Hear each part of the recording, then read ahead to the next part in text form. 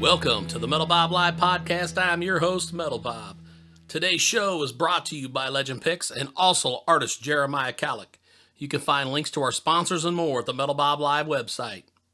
There you can find links to the latest Metal Bob gear, including shirts, hoodies, and more. On today's show, I had the honor of speaking with frontman of XYZ, Mr. Terry Ilous. We talk XYZ, we also talk Terry's newest solo release, Hired Gun, and more. So sit back, have a listen, and enjoy the show, and rock on.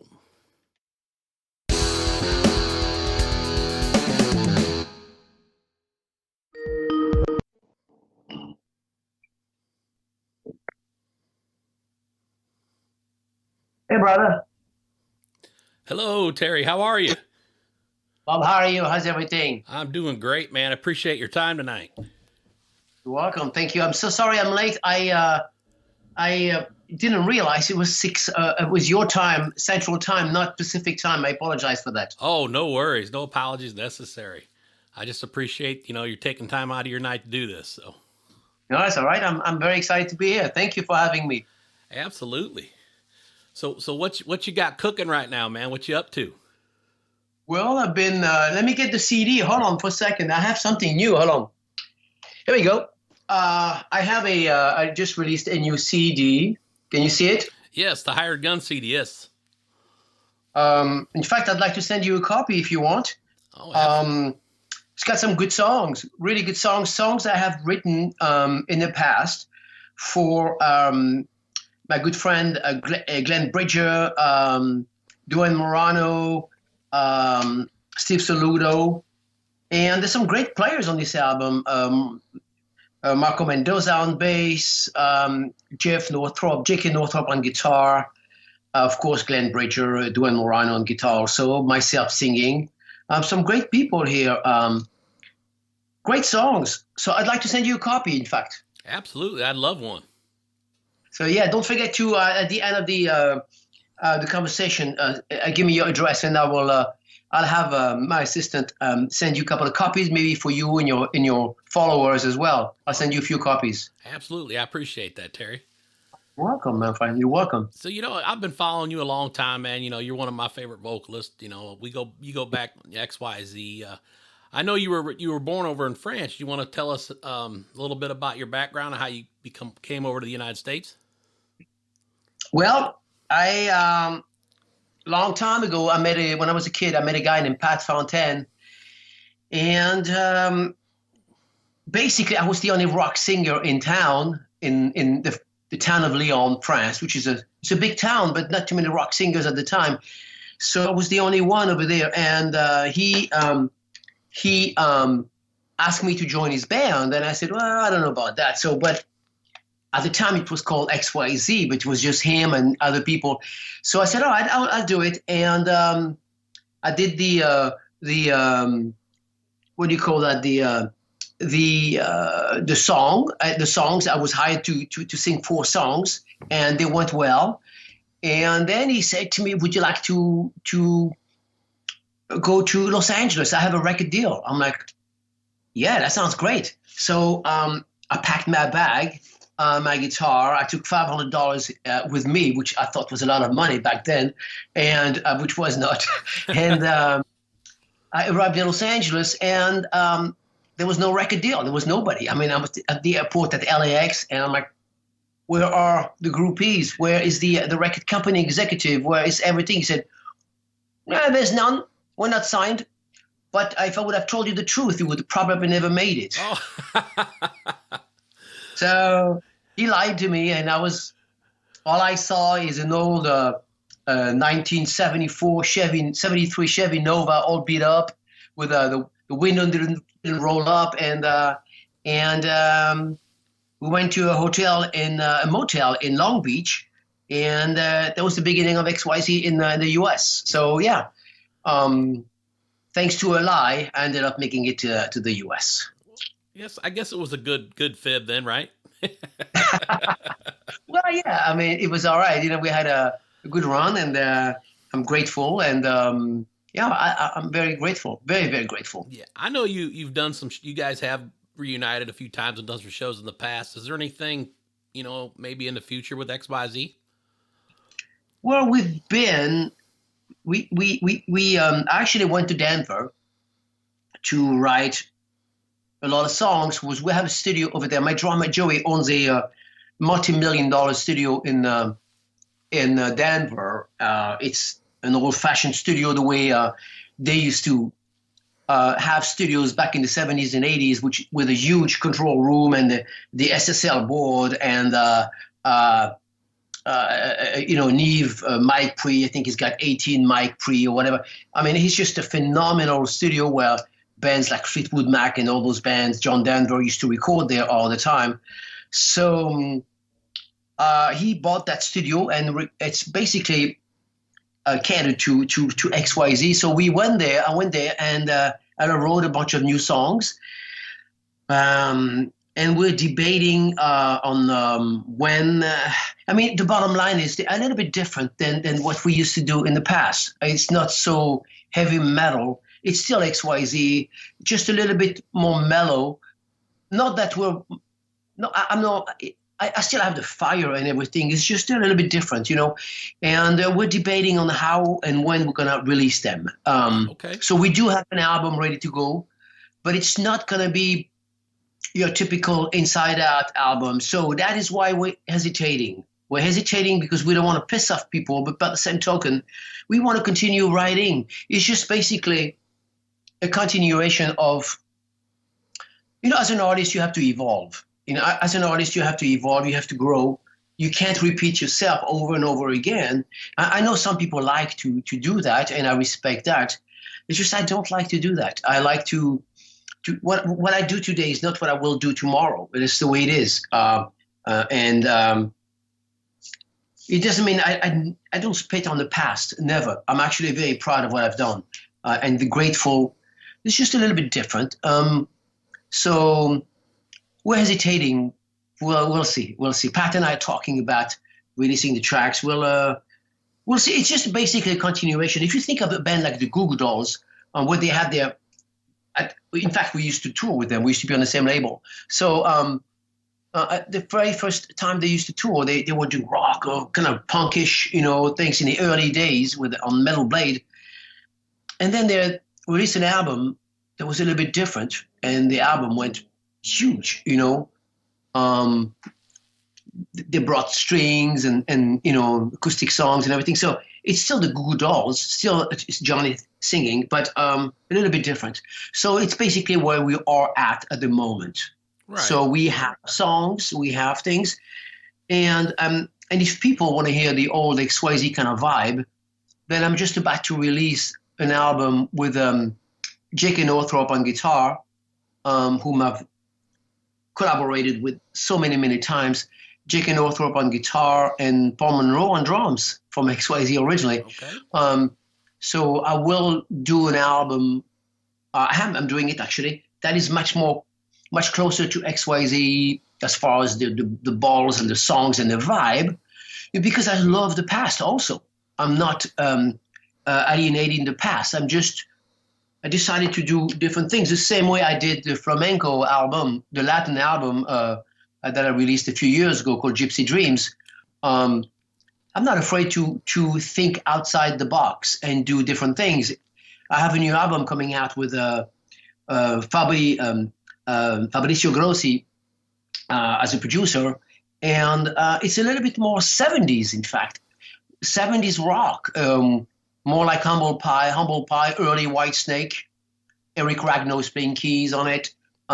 Great keyboard player, a nice guy, and so it's really it's a bit 70s, like the way Whitesnake used to sound. If you remember the very first albums, right?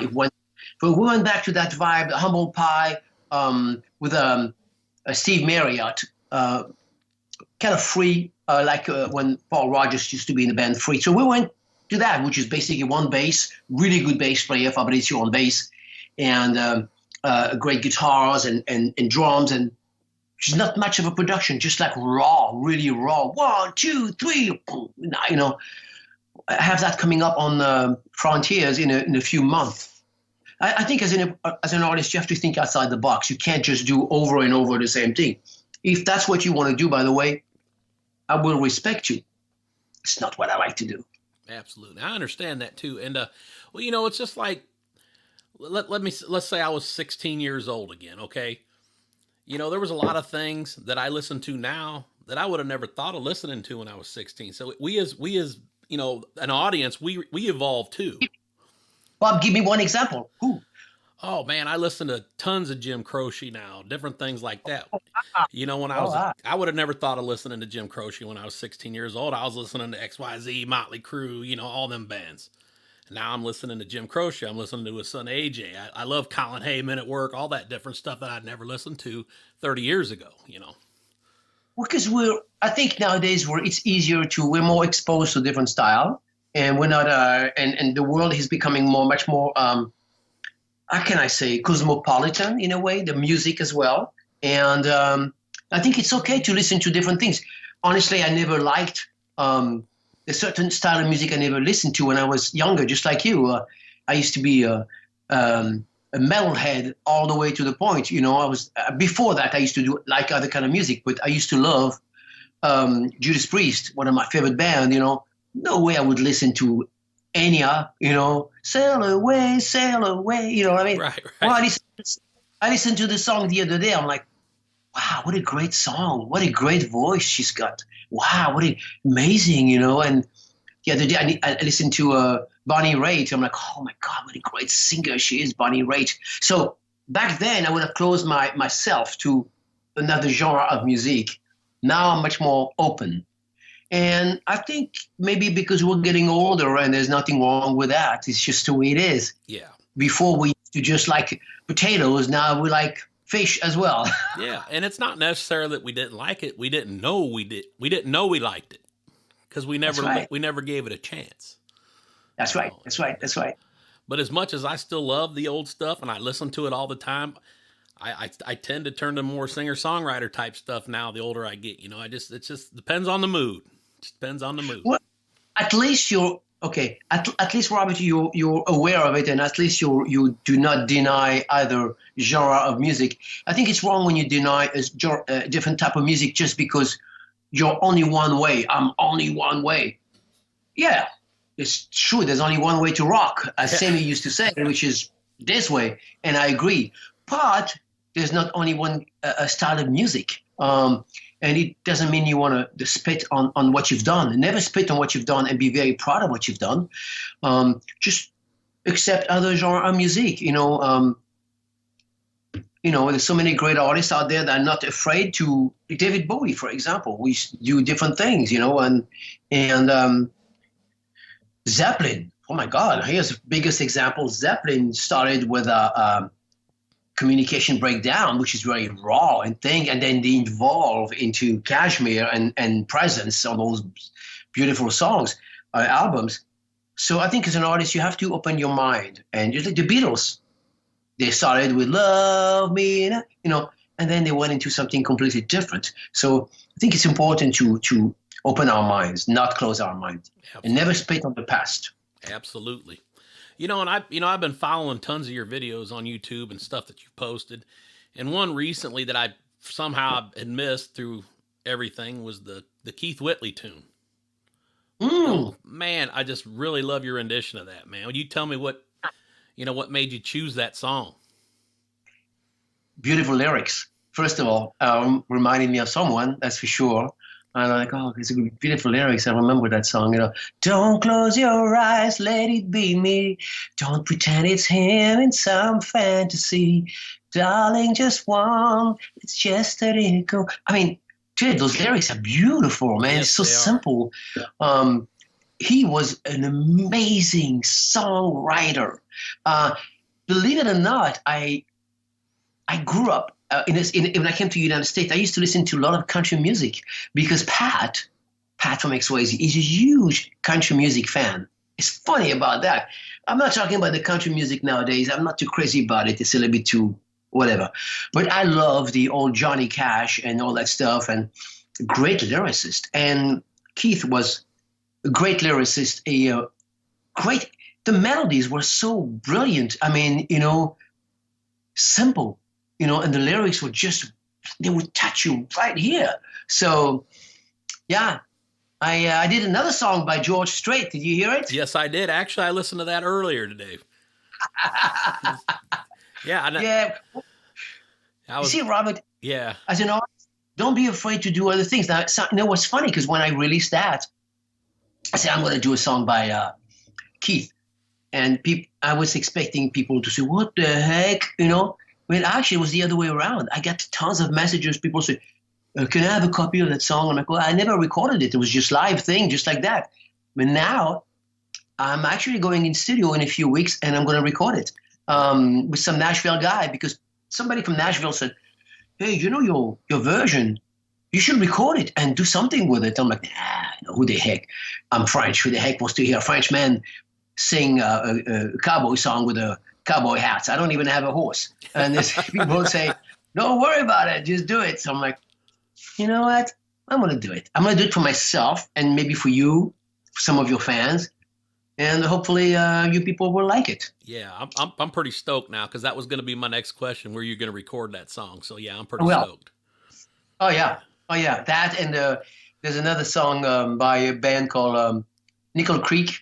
That was not Nickelback, Nickel Creek. They were from Nashville as well. No, they were not from Nashville. Were somewhere around Nashville, and they have a cowboy hat, and they're fantastic songwriters. And yeah, I'm going to record that song. There's a lot of songs I want to record. I'm working on so many songs right now. I just did a song by John Wade. I did a song by Barry Manilow. Right on. Seriously, you're gonna laugh because what the heck? So you're going to do another covers album? Was that what you got in the works?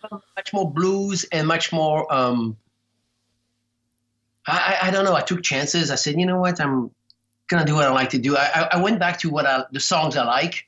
I'm a big romantic. I like romantic songs, and I said, let me listen to those great ballads. In fact, I'm doing a cover of 38 Special, Second Chance. Okay. My heart needs a second chance. I think it was a great song. Except I changed the tempo a bit, and I used a piano player and called Michael Moron, and we did it a different way. My buddy Mark plays steel guitar on it. So there's a wonderful Mark plays steel guitar. Michael plays strings and piano, and it's fucking great. I mean, you can't deny the song. I want to do a song by a band called Giants. What was the name of that big hit that they had? I'll see you in my dreams. I always wanted to do that song. I'm like, you know what? I'm going to do that song. Maybe piano and vocals with strings and arrangement, or maybe not, or maybe with steel guitar and dobro. I don't know. I'm going to just give it a shot. I think it's a great song to redo. Yeah. Was that Gary Huff? Am I saying that right? Who, the singer? In the band, no. Giant. He was a keyboard player, maybe? Johnny, the singer, the guitar player singer was Huff. Yeah. I forgot his name. I apologize for that. His first name, but phenomenal guitarist, and the song was just phenomenal. So I'm actually going to record it. That and another song by Bonnie Raitt, more blues oriented. I'm going to be using dobro, steel guitar, but I'm also recording some heavy stuff. I mean, what we're doing with Jake and Northrop and Paul Monroe is actually more in the old days, like more the old XYZ vibe, which that blues rock, yeah, that's going to come out as well. I want to record as much as possible. How about that? That's great. And some people will like the song, some people won't. I'm like, whatever. Right. I do music for myself, and I please myself. It's just like total masturbation. Now it's been a while since I've heard this, but weren't you involved in a project called The Cage at one point? Yeah. Yeah. Pat, JK and I, JK has been my partner since 1992, 1993. A funny story about him is we were looking for a guitarist in 1992 when Mark left the band. We were on tour with Foreigner in 1992, and Mark left the band. And they were like, oh, what do we do? We need a guitarist right away. So my manager placed an ad in the Music Connection and a bunch of other magazines at the time. And we had lots of a response. But one guy was Jake Northrop. He sent me a demo and everything, but I never got it. I never got it because my manager at the time didn't think JK was the right guy. So he blocked that message. I never got it. We had Tony. Tony was brilliant. It's fine. But JK and I never met. And we met in 1994, a few years, somewhere around that. 2 years later, we met. And he explained that to me. He said, oh, I always wanted to play with you, but I sent a demo. I never got it. I'm like, what? You sent a demo? I never got it. Anyway, so in 1997, him and I decided to form a band called Cage. That was before I know there's a band called Cage now, but that was before. We had the name before that. And it was me, myself, and then we hired Tony Franklin on bass. We had different drummers. We had Vinny Appice, Carmen Appice, and oh my God, my good friends from Scorpions, James Kotak on drums. So we had different drummers, and it was him and I, and then we did a bunch of songs. We wrote a bunch of songs that were really good, heavy, but a little bit more heavy, technical heavy. It's weird because Jeff is a really intricate guitarist. He likes to come up with parts that are complicated, which I don't like. I mean, I like that, but I'm much more like meat and potato. So it goes well. Right on. So yeah, you sound like you keep him pretty busy there, guy. So I did want to ask. I'll make this brief, but I know you had a stint in Great White there for a while. Was that just something that you just ready to lay it to the side, or was it just were you ready to move on and do something different? No, I moved on. I was with the band for eight and a half years. I did 3 albums. I had a great time, a wonderful time with the band. We did over 500 shows. And I can say that toward the end of the band, pretty much everything was sold out. So we went from, when I joined the band was in disarray because Jack left the band. There was a lot of issues in the management and things, and everything was in disarray. I joined the band. We went from smaller clubs to big casinos. Toward the end, we had a great agent, Sullivan Big, worked really hard to build the band back up, and it did very well. And the band was really tight. We were like brothers, and we worked really, really hard. I brought something different to the band. I always respect actually Jack. Jack's a great singer. I always love Jack Russell's voice. So let's just say that I respected the way he wrote the song or co-wrote the songs, but I wanted to add my little twist to them. I didn't want to be a clone. I don't think you can ever do as well as the original singer. So I respected the essence, the core of the songs, the melodies and everything. I just added my little flavor to it, and it was perfectly fine. The fans loved it.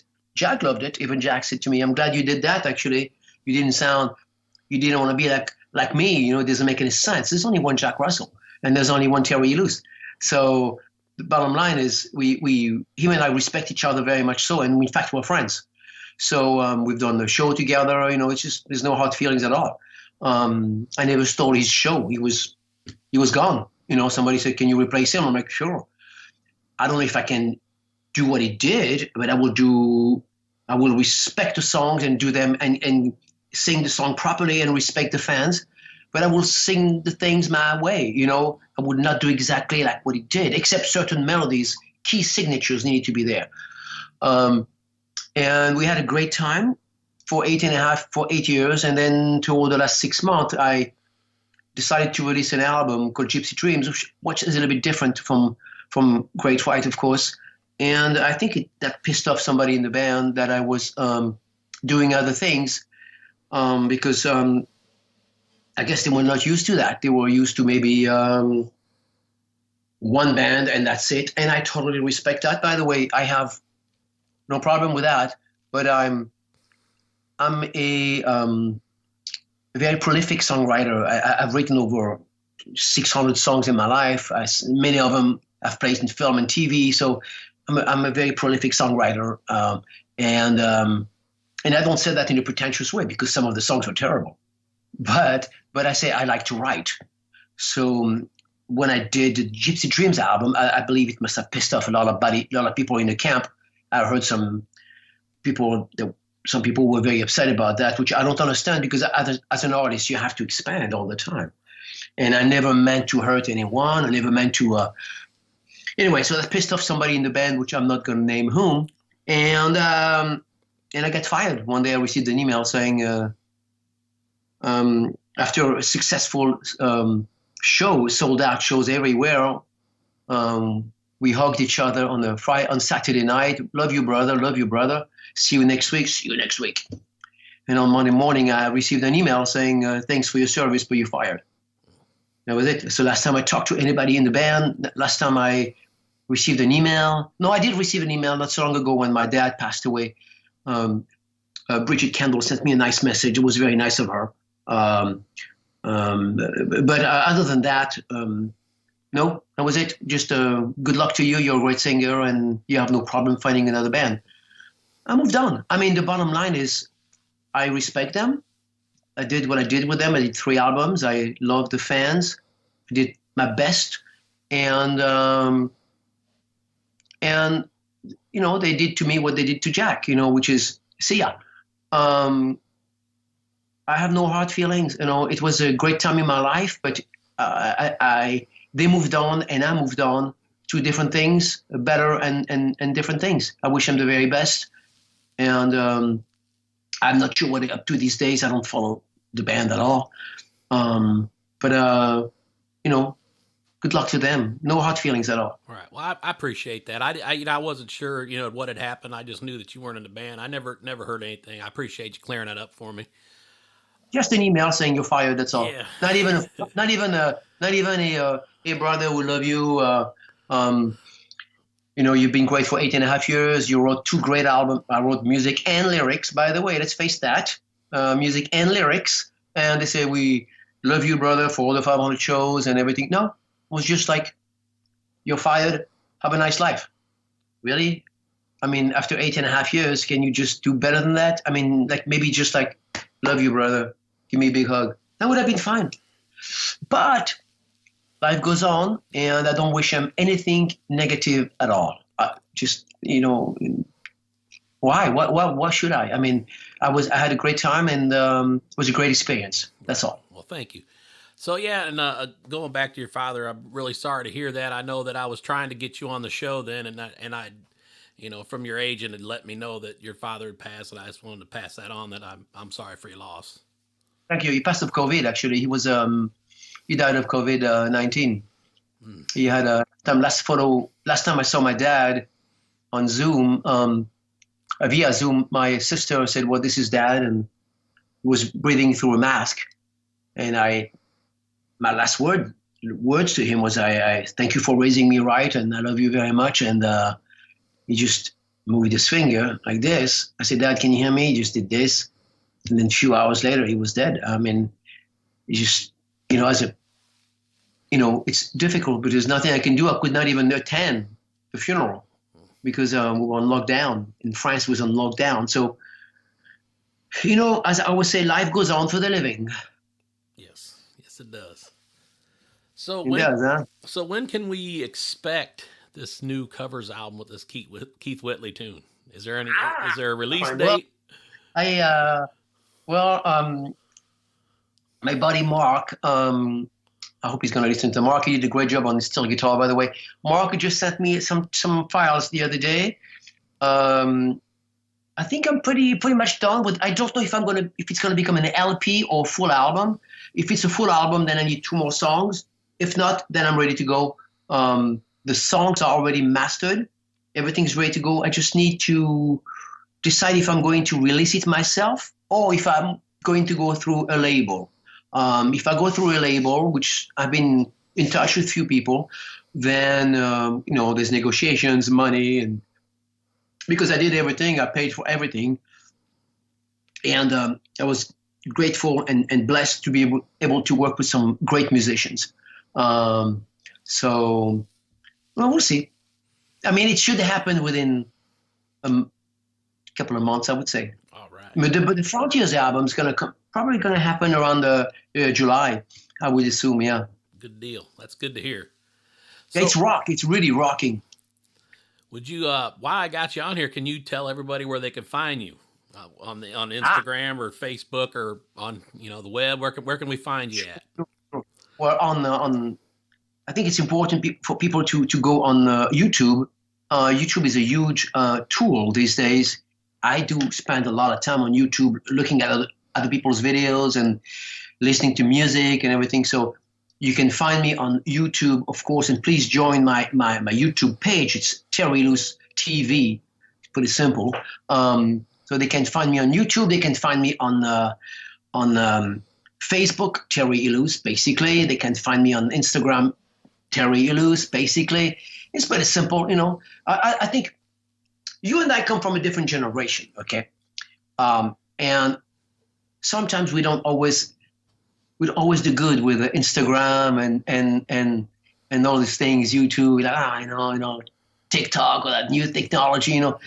But the thing is, it's out there. So the best way to get a hold of me is to go to YouTube or Facebook. Just go to Facebook, and I'll send you the link, and you can post them if you want. And don't forget to give me your address, so Valerie, my assistant, can send you that for you. All right. And maybe do a giveaway for some of your here we go. Really, I see it. Yeah, some of your listeners. Maybe you can do a contest or something if you want to. That'd be great. I would love to do that. Yeah. I'll send you. Send me that info, and I'll have Valerie send you a bunch of CDs, and you can do a little contest for your friends, and as long as they answer your questions and maybe join my social media pages, that'd be great. If not, it's okay, But they can listen to the songs are really good. Marco Mendoza on bass, so you can't go wrong with that. Oh, Marco's a great guy. He's a great guy. Marco is a beast. So he's a beast. Yeah. He's a funny guy. I mean, I toured with Marco. He's a funny guy. Yeah, one of my old bands opened up for him when they were in Black Star Riders. We did a show with them guys when he was playing with Black Star.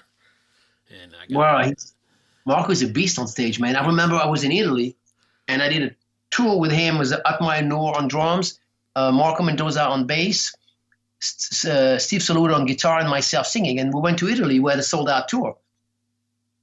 Italy and Germany, and the first song, we started the song, we're doing a song, and I'm taking it easy on stage, and Marco was on fire right away. He was like, going crazy, the bass. And I'm thinking, oh my God, this guy's outstaging me. The guy's better than me on stage. Within the first 45 seconds, I realized who I was dealing with. I was like, get your act together, Terry. This guy's going to blow you away. And I had to be like, oh my God, talk to the crowd and be active. And usually you start slow, like a boxing match. You go 1, 1, 2, 2, 2. Not at all. He went out swinging. He was like, whoa, whoa. And I was like, holy shit, this guy's the real deal. Yes, he Mark is. was the real deal. Mark's great, man. And he sings great. Yeah, he's great. Who's he with now? Who is he playing with now? Oh man. I don't think he's playing with anybody. He was playing with the Daisies. The Daisies, and yes. Then he got replaced by Glenn Hughes. Before that, he played with so many bands. I mean, Marco is one of these guys that everybody wants to hire because he's just phenomenal. He's a phenomenal artist, period. Not just bass player. He's a complete artist. Yes. Singing, guitar, production, bass, stage. The guy is just a beast. I mean, there's very few people like him. Very few. Yeah. Another one like that is Tony Franklin. I really like Tony Franklin. It's just a beast. Sean McNabb as well on bass. He's like that, Fabrizio Grossi on bass also. But Marco is the beast. Yes, he is. Yes, he is. In a good way. Well, Terry, man, it has been great talking to you, buddy. I really appreciate you taking time out of your day. Oh, man, thanks for having me. You kidding? It's always a pleasure. I'm grateful that someone still wants to talk to me. I'm like, wow, I'm still relevant. Oh, my God. It was my pleasure, man. I really appreciate you. Oh, brother. Robert, you take care of yourself. Don't forget to send me info, and we'll do a little giveaway for your followers, and it'd be my pleasure. I appreciate that. Maybe you can sign a couple of those too. Absolutely, we'll sign. Absolutely, I will do. I'll make sure to get that to you, Terry. Thank you so much again. Take care of yourself. Thanks. Bye-bye. Have a great night. Bye-bye. Bye.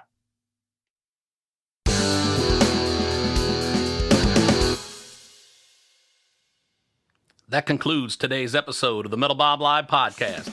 Please go to our website to check our sponsor links. And thank you for listening. Metal Bob out.